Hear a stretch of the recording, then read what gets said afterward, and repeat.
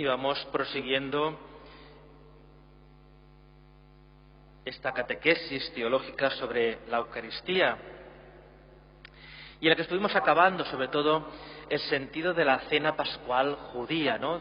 Estuvimos diciendo que hay muchas cenas, hay muchos rituales, sobre todo en la comida, ¿no? Y que esta cena pascual judía es la más importante de las comidas sagradas del pueblo, ¿no? Hace referencia sobre todo pues cuando el pueblo de Egipto es sacado de la esclavitud, el pueblo de Israel es sacado de la esclavitud del pueblo de Egipto, ¿no? Ese pueblo que se siente liberado, que se siente pues con un Dios poderoso, el Dios de la palabra, ¿no? Sobre todo lo encontramos en el Génesis, ese Dios que crea de la nada, dice y se hace, ¿no? Y está mostrando a los diferentes pueblos de que es un Dios poderoso, para ellos el único, ¿no? El origen de la Pascua judía, ¿no?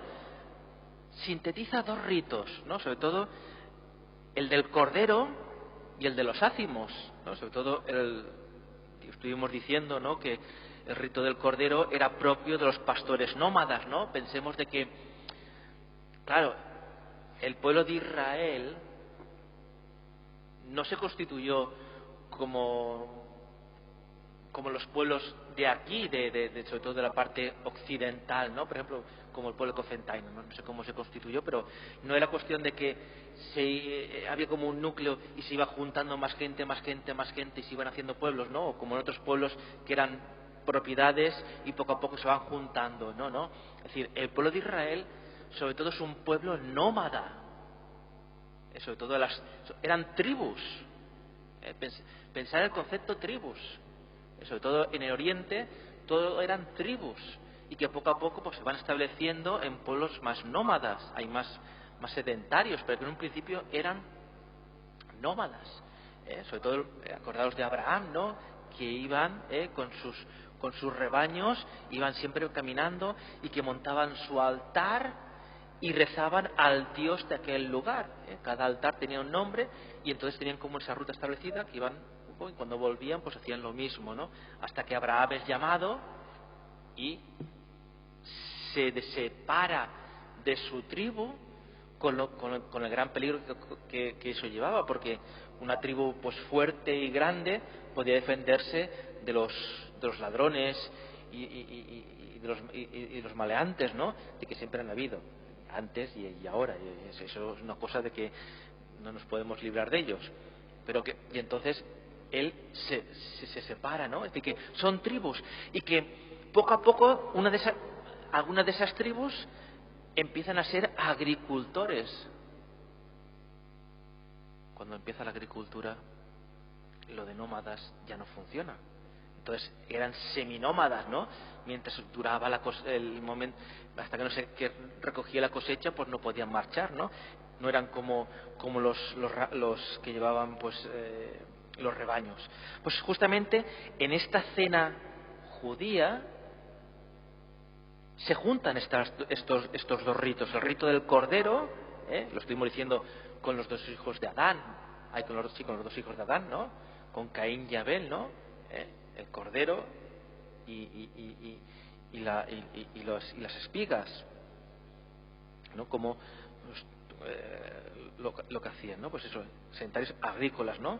Y que se juntan, ¿no? Por eso matarás un cordero asado, no sé qué, las hierbas amargas, es decir, que se mezclan esas dos, es decir, que ya el pueblo de Israel, no está bien dicho el pueblo de Israel, pero que ya ese pueblo va tomando identidad, todavía no tiene esa identidad y poco a poco va tomando esa identidad. Pues este rito del cordero, ¿no?, y se convierte en símbolo y memorial, dando un sentido religioso al surgimiento de Israel como nación o pueblo de Dios. A través de esa salida de Egipto es cuando ese grupo de personas adquiere conciencia de pueblo, ¿no?, el pueblo de Israel. Y por eso se llamará la Pascua, el Pasaj, ¿no?, el paso del Señor. que recuerda de que el Señor pasó de largo y no les cayó la maldición, ¿no?, de los que murieran los primogénitos. Yahvé, que pasó de largo Yahvé por las puertas de los israelitas, liberándolos del castigo, ¿no?, que infligió a los egipcios. En definitiva, el paso de la esclavitud a la libertad del pueblo elegido. Este grupo de personas que se siente ya como un grupo identificado, el pueblo de Israel, tiene un Dios poderoso y se siente pueblo elegido por Dios. Y a partir de ahí empieza, por decirlo de una manera, las andanzas, ¿no?, de este pueblo de Israel. En adelante el pueblo judío celebrará la Pascua de generación en generación como memorial de aquel acontecimiento libertador.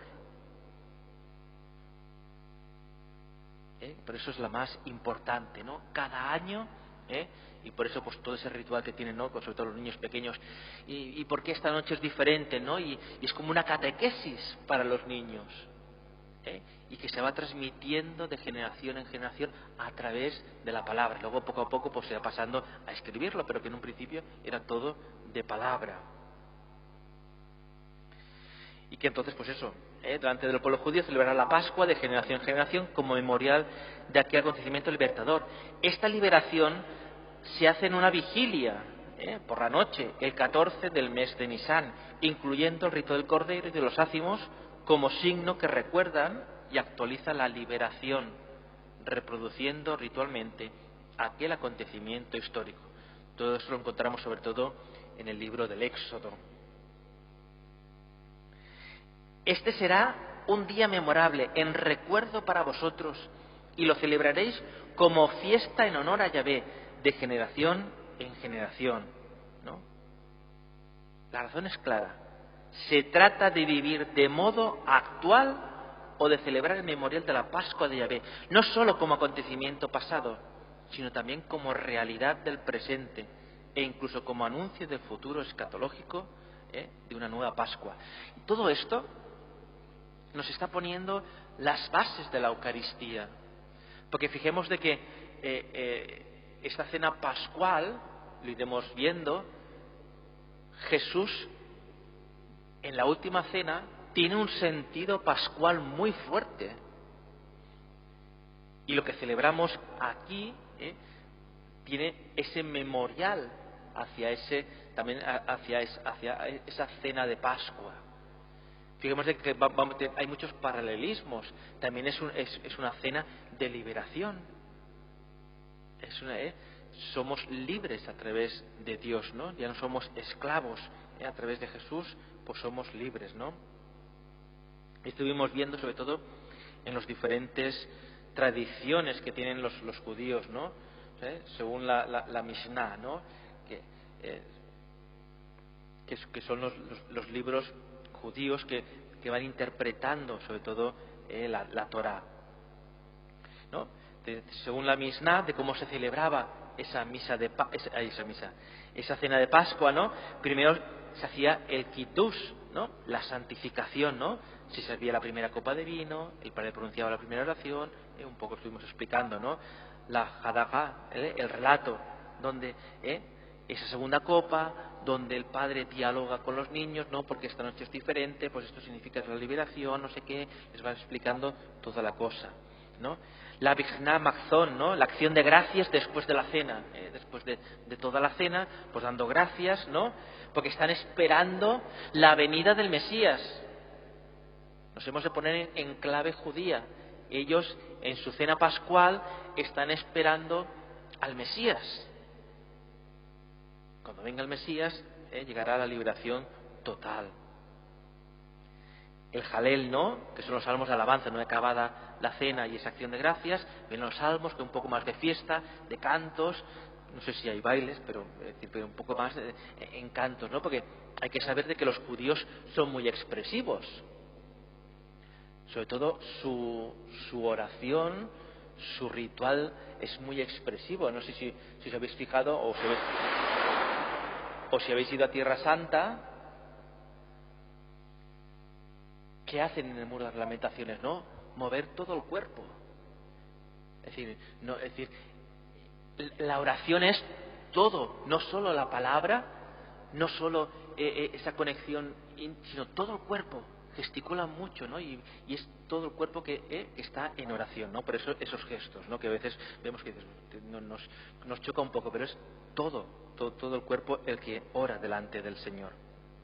Pues en este ambiente y contexto se mueve Jesús cuando celebra la última cena, ¿no? Con sus discípulos. Pues es importante cómo se celebraba esa cena pascual. Miremos de que también esta cena que sobre todo, la Eucaristía, la misa como decimos nosotros, así más vulgarmente,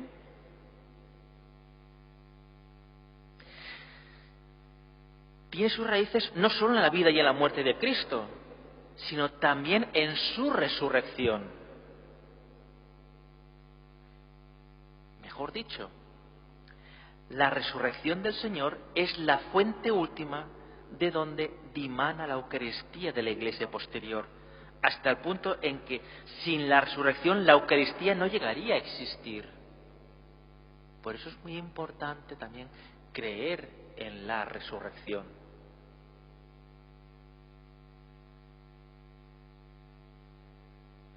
Porque la vida y la muerte de Jesús podrían suscitar el recuerdo a los discípulos.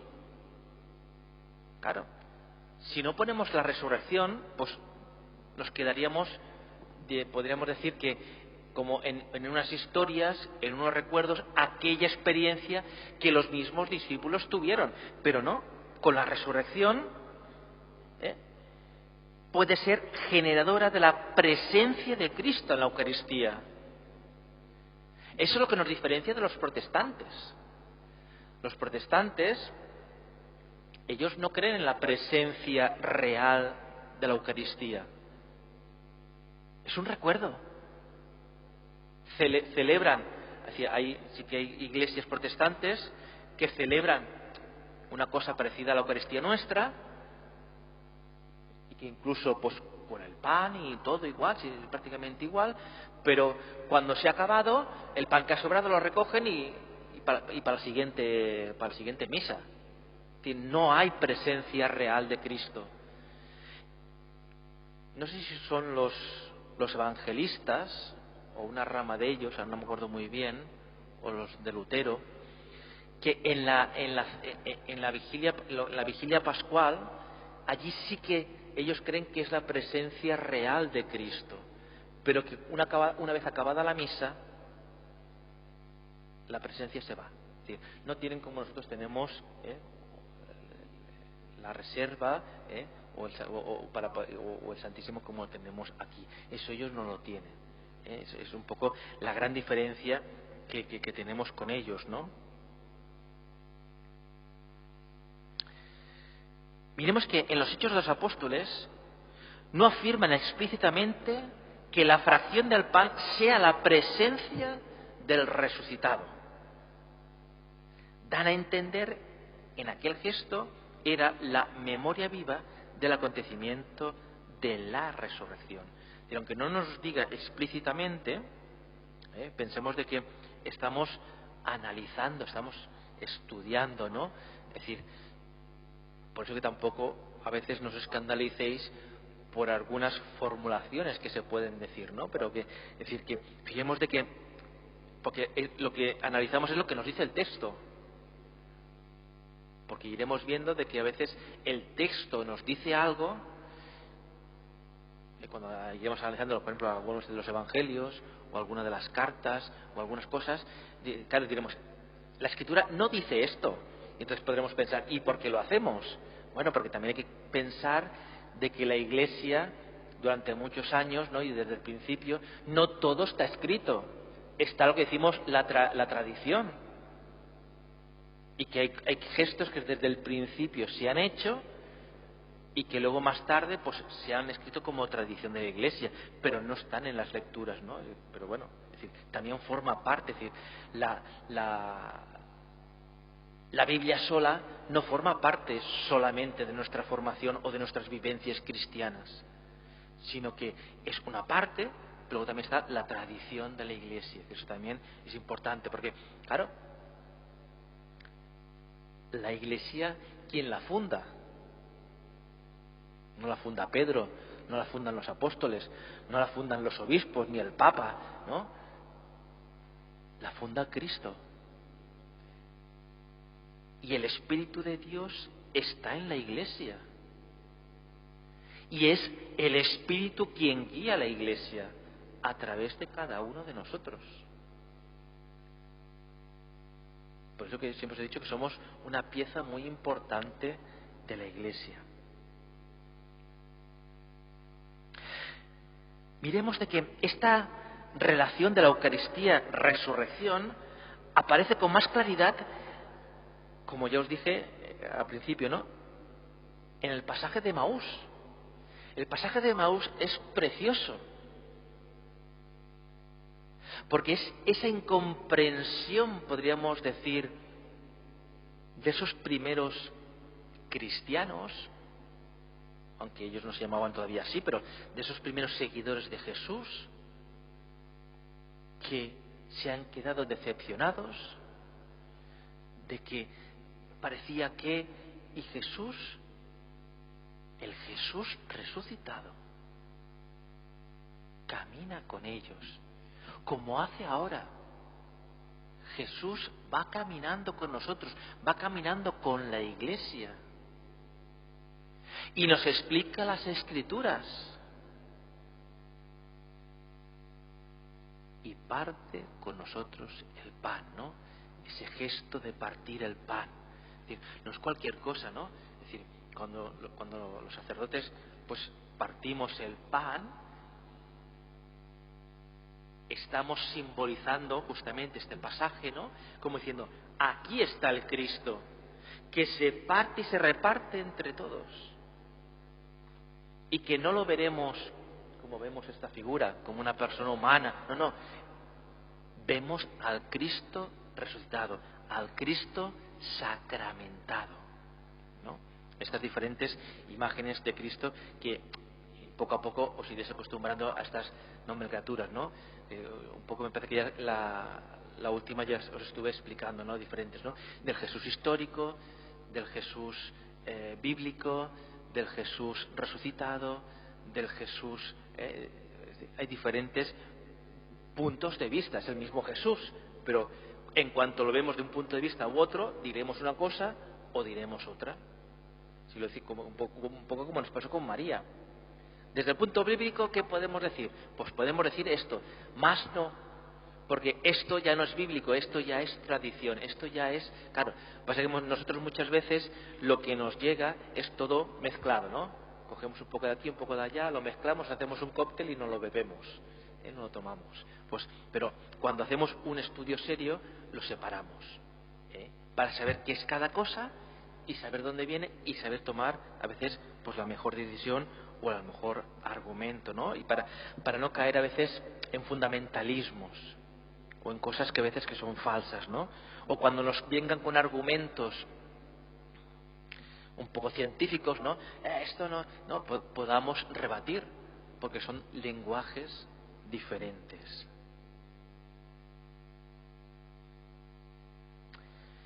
Cabe decir que la Eucaristía celebrada por la comunidad apostólica es un lugar privilegiado de la presente y actuante de la confesión de fe en el resucitado, y que esta misma experiencia concede a profundizar en la resurrección. Es decir, la resurrección es muy importante para nosotros como cristianos, porque si no, no podemos celebrar la Eucaristía. Bueno, celebrarla sí, pero no podríamos creer en esa presencia real cuando lo tenemos aquí en el pan, ¿no? De cada cosa pues tiene lo suyo, ¿no? Vamos a ver puntos de interpretación, ¿no? Algunos puntos para poder interpretar bien este contexto.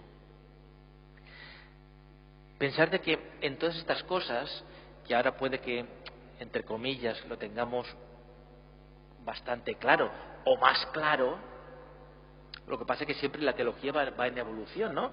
Pero que hubieron momentos, pues bueno, en los que muchos teólogos pues iban discutiendo, pero en el buen sentido de la palabra, ir compartiendo pues opiniones y ir alimentándose unos de otros.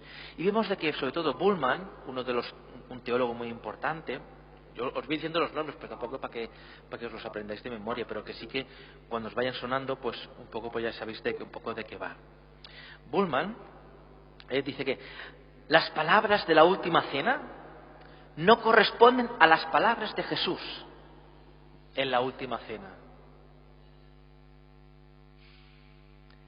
sino el querigma de la comunidad primitiva.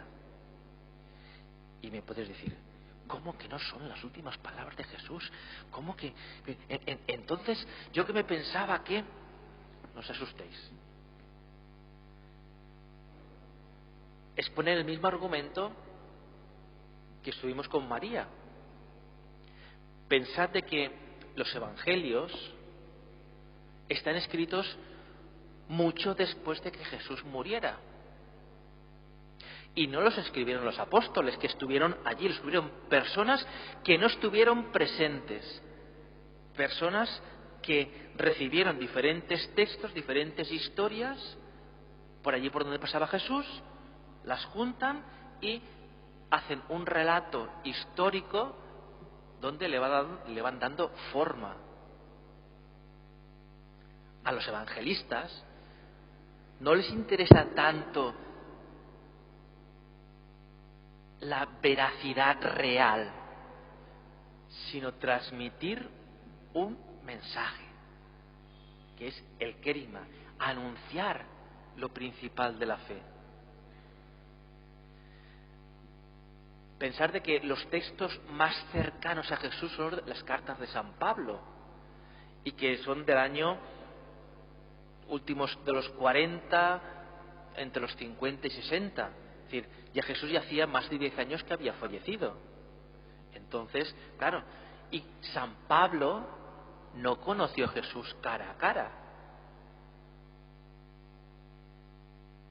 Lo conoció cara a cara, pero él conoció a Jesús resucitado, no al Jesús humano.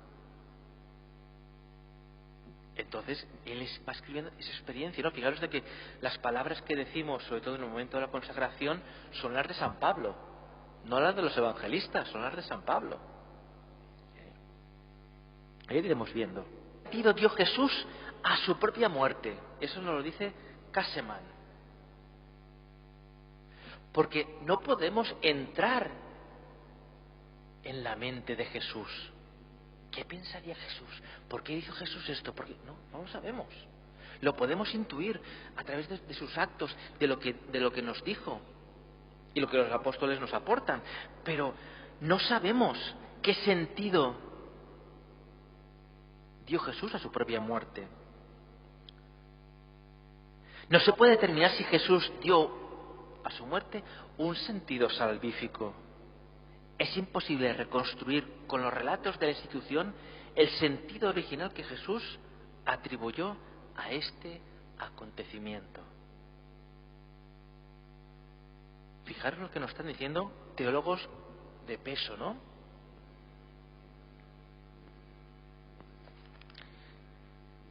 Es decir, que desde los relatos de la institución no se puede reconstruir, sobre todo desde Marcos, ¿no?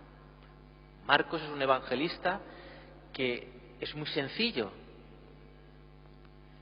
pero también para entender a Marcos hay que tener una cultura judía, porque pensar de que Marcos, su evangelio va dirigido a una comunidad judía, por eso muchas cosas no las explica. En cambio, Mateo y Lucas sí que explican mucho más, porque están ya con judíos y paganos, ¿eh? Entonces, algunas de las tradiciones las tiene que explicar, ¿no? A veces, cuando vemos en la Biblia, ¿no?, que entre paréntesis o entre comas, ¿no?, hay como una pequeña explicación, ¿no? Y dice, ¿y esto por qué lo explica? Lo explica porque ya hay gente que no viene de tradición judía, y entonces pues tiene que un poco que explicarlo. Pero Marcos no, Marcos, siendo el evangelio más corto, porque Marcos, como bien sabéis, empieza desde el bautismo de Jesús no explica el nacimiento, es el primer evangelista que escribe, y por eso también el más sencillo. Es decir, los gestos de la cena realizados por Jesús no indican que entendió su muerte como tal radical autodonación que se entrega perfectamente en un anuncio del reino de Dios. Es decir, que esta muerte de Jesús,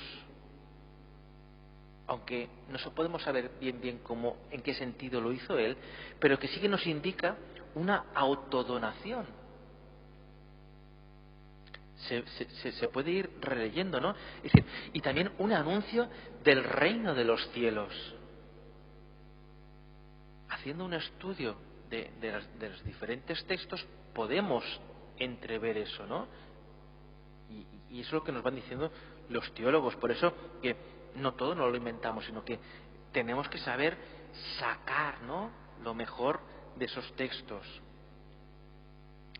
No obstante, la diversidad de opiniones de los resultados de la exégesis pueden deducirse estas conclusiones más seguras. Primero, la celebración de la Eucaristía en la comunidad primera no depende de las comidas cultuales de la religión de los misterios. Fijémonos de que las primeras ya Eucaristías, por decirlo de una manera, de esas celebraciones, ya no dependen de la cultura judía, sino que ya se han separado, ya tienen su propia entidad.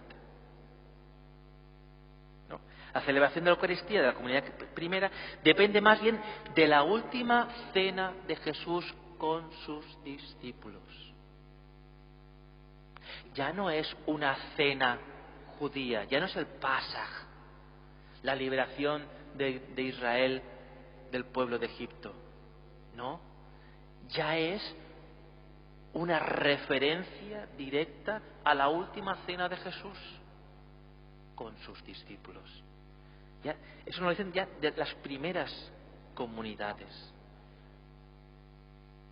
Por eso que es muy importante ya esto. Por eso que aunque no sepamos qué sentido le dio Jesús a esa muerte, pero vemos de que los apóstoles ya transmiten, es decir, que algo les diría que no está puesto en los evangelios. Pensar de que no todo lo que pasó sale en los evangelios. Por eso también esa tradición, podríamos decir que son los evangelios no escritos. Esa tradición que se pasa de generación en generación. La mayoría de los exegetas católicos aceptan a Jesús que entendió su muerte como autodonación en sentido propiciatorio, es decir, que sí que entienden de que esa cena fue como una autodonación, como ese testamento de haced esto en memoria mía.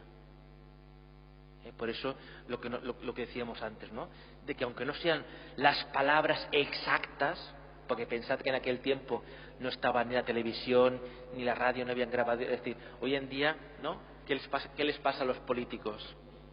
De que cuando dicen una cosa de aquí unos años, dicen, no, pero tú hace 2 años dijiste todo lo contrario, y te sacan el trozo. En la época de Jesús no estaba eso. Imaginémonos de que yo lo que os estoy explicando lo saco de este libro. Lo leo, lo resumo, intento explicar con unas palabras que más o menos lo podáis entender, más asequible para vosotras. Y lo que yo explico, vosotros entendéis lo que buenamente podáis entender. Y si de aquí, después de acabar la misa, os vais fuera y explicáis lo que yo os he explicado, lo explicaréis con vuestras palabras. No lo explicaréis ni con las mías, ni lo explicaréis con las que lo explica el autor del libro. Pero si todo ha ido bien, si la transmisión ha sido lo más correcta posible, pensemos que sí, el mensaje será el mismo. El anuncio, es decir, lo que es el sentido, será el mismo. Cada uno lo explica con sus palabras. Por eso muchas veces, es decir, cuando decimos, es que Jesús no dijo esto, y ya la gente, como dicen a veces, muchas veces se escandaliza. Pero ¿cómo que? Entonces, no, pero aunque no dijera esto, el contexto, el sentido que quiere darle el evangelista será ese, ¿no? Es decir, no sabemos. Es decir, las pocas palabras que sabemos que fueron de esa manera, y lo sabemos porque fijaros de que el autor, el evangelista, lo dice con las mismas palabras. De la traducción, ¿no? Cuando le dice aquella muchacha, ¿no? Dice, muchacha, levántate, ¿no? Le dice, talita cum. Eso nos indica de que esa palabra Jesús la dijo. Porque insiste mucho en dejarla, sobre todo en arameo, que era la lengua de Jesús, ¿no? Talita cum. A ti te lo ordeno, levántate, ¿no? Sí, y en esas como en otras palabras, en otros contextos.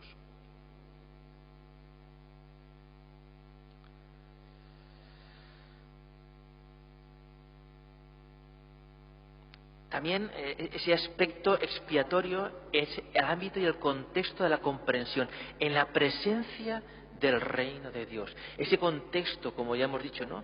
De la última cena también está la presencia del reino de Dios. Ya va como dirigiendo, ¿no? Yo me voy a la casa del Padre, pues ya tiene toda esa parte escatológica, ¿no? Del final de los tiempos, esa parte más trascendental, más después de la muerte.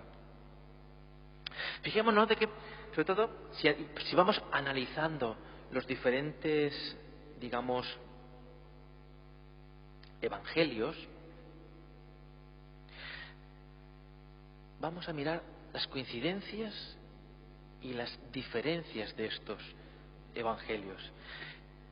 De los 4 evangelios, tanto de Mateo, Marcos, Lucas y Juan, los 4 evangelistas coinciden en era al atardecer de la tarde, era al caer, ¿no? Al caer de la tarde, cuando se celebra la última cena de Jesús con sus discípulos antes de su pasión. Si no, cuando lleguéis a casa, miráis, pum, pum, pum, al caer la tarde.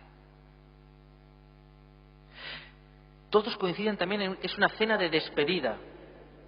Tiene un carácter de despedida.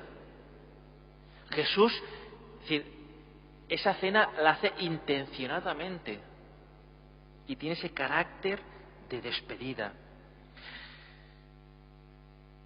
No podemos asegurar que fuera en tiempo de Pascua, pero que sí que está en un contexto pascual. Es decir, analizando los textos, no podemos decir que fuera en tiempo de Pascua, pero que sí que Jesús le da un contexto pascual.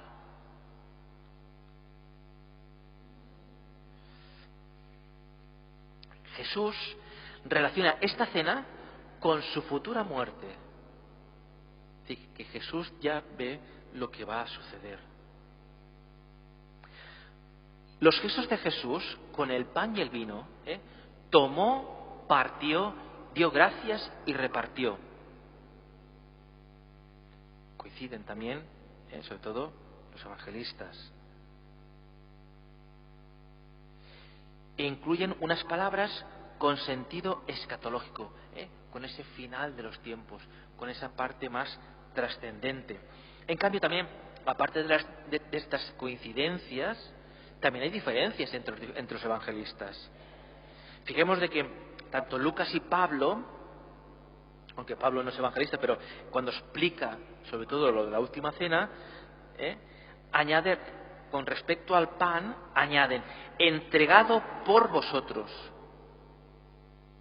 cosa que no hacen los demás. Y respecto al mandato, añade, haced esto como memorial mío. Que no aparece ni en Marcos ni en Mateo. Esto es un poco más analizando los textos, ¿no? No es muy, es un poco, pero bueno, yo creo que es bueno ir viendo, porque conforme vayamos avanzando veremos la importancia que tiene, ¿no? Fijemos de que Lucas y Pablo añaden, después de cenar, la cena, acordaos, la cena de Pascua. con todo el ritual, ¿no? Con las 5 copas de vino, con todo lo que tenía. Después de cenar es cuando Jesús tomó el pan, partió, tomó la copa de vino. Eso según Lucas y Pablo.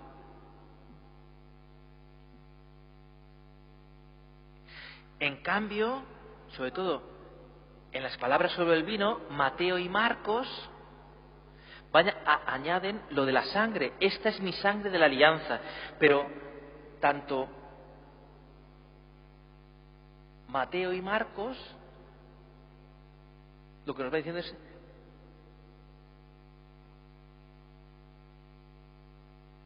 Mateo y Marcos hablan de la sangre derramada por muchos, y que Lucas y Pablo dicen por vosotros. Es decir, cada uno de ellos va dando una matización. Sobre todo las diferencias de los cuatro relatos son Mateo y Marcos, que se refieren a la participación diciendo bebed todos, y todos bebieron. Mateo dice bebed todos, en cambio Marcos dice todos bebieron, ¿no? Es decir, un poco en la explicación cómo lo hacen, ¿no? Mateo añade para el perdón de los pecados. Se trata, por tanto, de un mismo contenido con variantes significativas, que a la vez hablan de una tradición común, también indican una variedad de situaciones y de tradiciones. Es decir, estas diferencias, si vemos de que también hay muchas coincidencias, pero dentro de las diferencias que son matices, es un poco lo que os decía yo. Yo os explico lo que pone aquí con mis palabras y vosotros explicaréis con las vuestras. Y dependiendo cómo lo hubieseis, cómo hayáis asumido, matizaréis una cosa o matizaréis la otra. Pues eso es lo que van haciendo los evangelistas. Y también dependiendo quién se lo vas a explicar.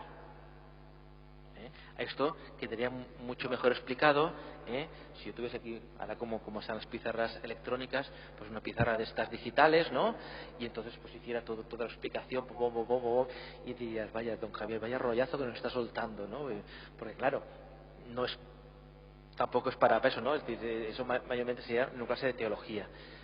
Pero aquí mayormente para que veáis cómo pues cada evangelista, aunque lo explique de otra manera, lo importante es lo que decíamos, es ese querigma, ese anuncio, que Jesús vino al mundo, que Jesús pasó haciendo el bien, que Jesús pues fue maltratado, crucificado, y que al tercer día resucitó. Este es el mensaje central, el querigma, ¿no? Y que los evangelistas lo van explicando a diferentes comunidades de diferentes maneras.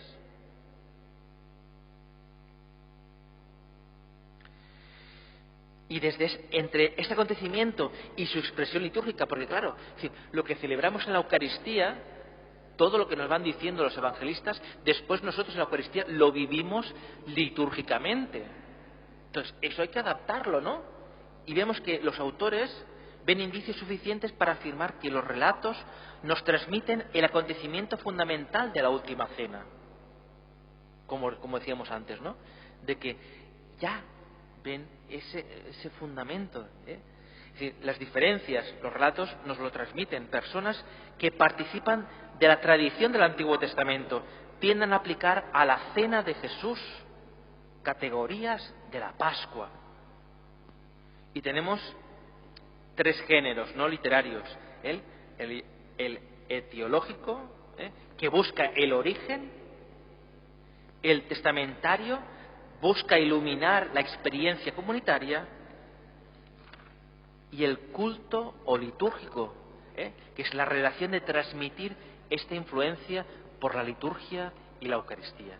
Pues estos 3 puntos iremos un poco avanzando, ¿no? Sobre todo de esta manera, ¿no? Fijémonos de que el que se den estos 3 géneros no quiere decir que los relatos no respondan al acontecimiento histórico o que se vean inventados, ¿no?